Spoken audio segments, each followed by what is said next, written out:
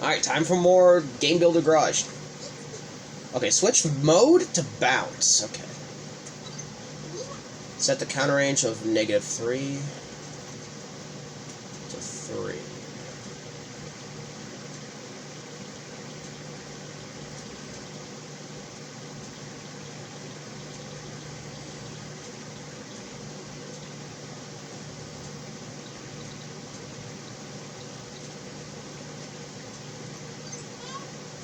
Now the counter will count bouncing between -3 and 3. Close setting screen. Yep.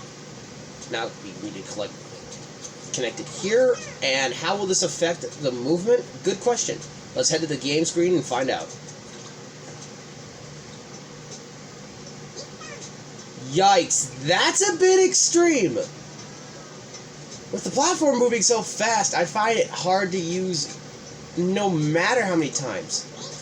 So let's maybe fix that on the program screen.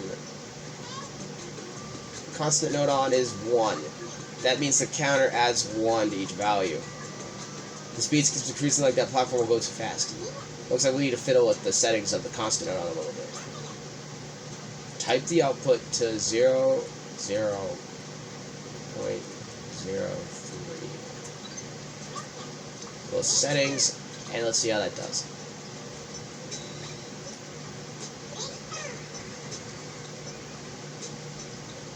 And now the platform's moving right up to speed. Lastly, we don't want to see a white sphere in the middle. So let's make it invisible. Go to settings. Disable visible. Get back out of there, and let's see the handiwork we've done. Not a white sphere. A sphere in sight. Now we're using the platform to climb up, so we need a new platform to climb up to. Copy this platform. Make it bigger, and then pop it into the side of the blue frame. Give it a try. Get on the moving platform. Nice, now you're on a new platform. Looks like our level is filling out little by little. Hop over to the program screen and we'll see what else we can do. But maybe not now, because that's the end of step 6. Awesome 1, awesome 2, awesome 3. Clean work. Knew you could do it. We made some pretty tricky mechanisms this time, huh?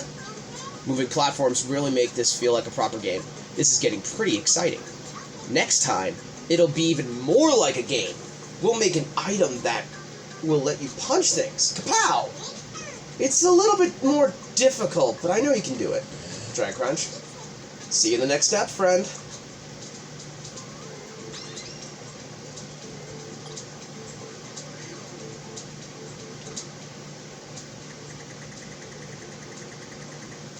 Oh, fuck. Now this is where shit gets fucking tricky. Welcome to step 7 of Risky Run. Previously we learned how to make a moving platform. We're well on our way to filling this level with lots of cool features. Let's keep it up. This time we'll add some items. We're going to make an item that will let us defeat aliens by punching them. This step will be long and a little bit challenging, but I know you've got the skills to ace it. Okay, let's see what we can get up to on the programming screen. You ready? Go, go, go! First, we'll make things easy on ourselves and adjust our teleport. So, move the teleport object exit Nodon inside the blue frame. Now, when you next start the game, you'll teleport to the area just after the moving platform. Cool, right? Give it a try. Yay, the teleport worked. Time to get to work adding some aliens then to the program screen. You think this area may be a little simple? Let's add a layer to it.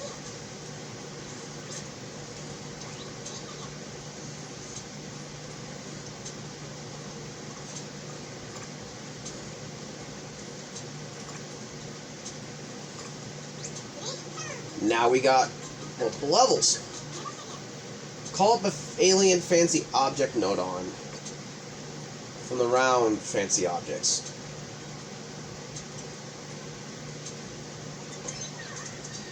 Ooh, let me fill this place up with gorgeous glitzy aliens. Okay, so we're going to put the fancy object Nodon above the top one here.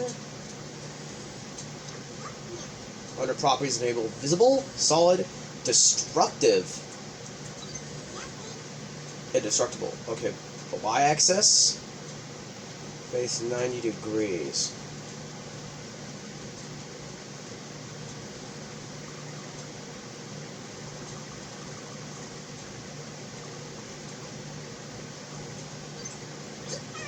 And it's time to close the settings. Now we're going to copy this.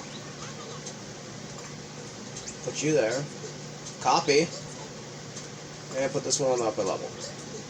Copy. And put this one come off the raised area. So many aliens.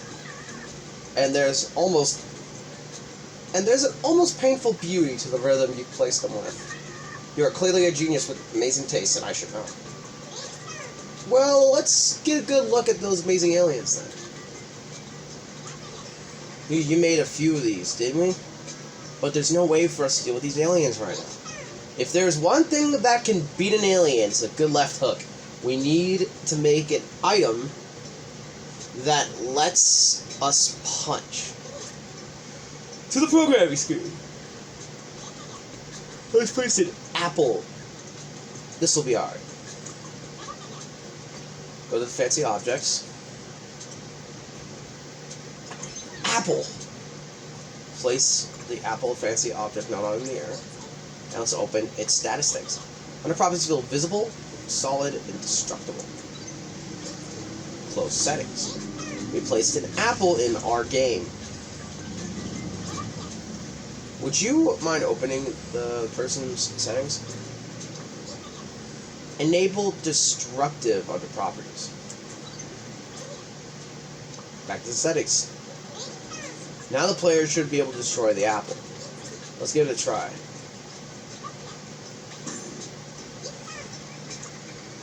But of course, it's not like the player can punch just because they grabbed an apple. So here's the main event. We'll make it so grabbing the apple lets us throw punches. We'll be having the player grab the apple here, but we could also think of it as the apple being destroyed. In other words, if we know when the apple has been destroyed, then we can determine if it's being grabbed. So there's a Nodon we can use that I think you're familiar with. Can you call up Object Breaker Nodon?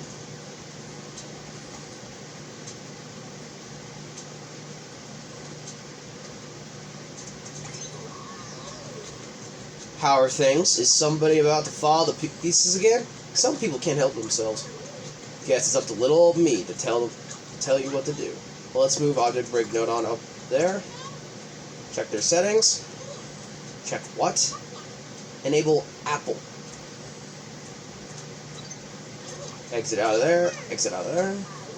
So you need to know when this apple breaks, do you, Sugar?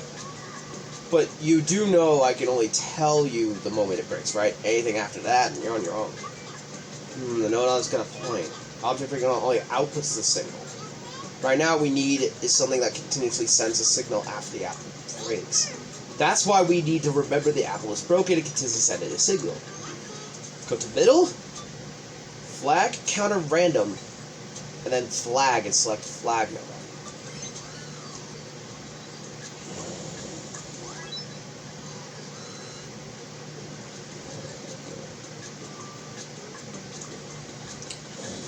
But I don't like broccoli, Mom. Well, Rip Van Winkle. SC's not going to wake up. He's asleep. But when it receives an input signal, it wakes up. So when flag Nodon wakes up, we can say it's switched on. Now what we need to do is plop flag Nodon up there. Since flag Nodon needs an on switch,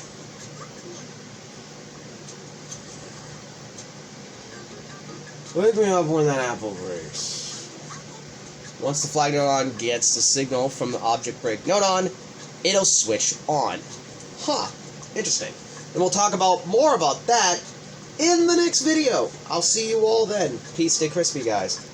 Bye.